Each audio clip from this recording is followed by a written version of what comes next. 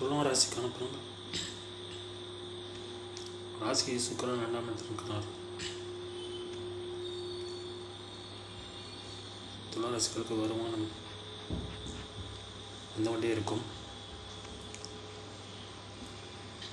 மாதப்பிறகு சூரியன் 3ஆம் இடத்துக்கு வந்து விடுவார்.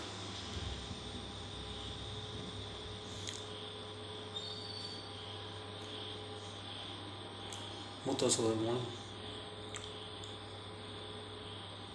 நல்ல பலன்கள் கிடைக்கும்.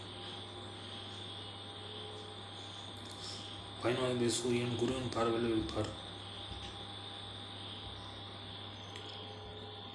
மூத்த சகோதரருக்கு நன்மைகள் கிடைக்கும். செய்கிற தொழிலில் லாபம் கிடைக்கும். ப்ரமோஷன் பதவி உயர்வு கிடைக்கும். விருச்சிக ராசிக்காரர்கள் 10வது சூரியன் ராசியில் இருக்கிறார். விருச்சிக ராசிகளுக்கு வருமானம் வந்து கொண்டே இருக்கிறது. மாத பிறகு சூரியன் 2ஆம் இடத்துக்கு சென்று விடுவார். சூரியனை குரு பார்க்கிறது. 10வது சூரியன் குரு பார்வைக்கு நல்ல வருமானம் வந்து கொண்டே இருக்கும். விருச்சிக ராசிகளுக்கு பதவி உயர்வு கிடைக்கும். சம்பள உயர்வு கிடைக்கும்.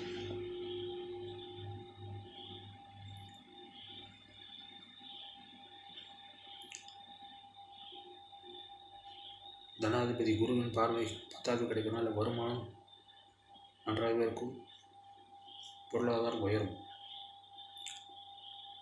தனுசு ராசிக்காரர்கள் ராசி அதிபதி குரு 7ஆம் இடத்தில் இருக்கிறார். திருமணமாக தனுசு ராசிக்காரர்களுக்கு திருமணம் நடக்கும். 9வது சூரியன் மாதப்பிற்பகுதியில் தனுசு ராசிக்கு வந்து விடுவார். குரு சூரியனை பார்க்கிறார்.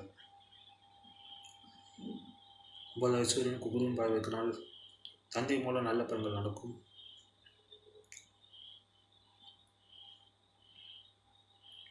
பிரயாணம் மூலம் நல்ல பலன்கள் நடக்கும்.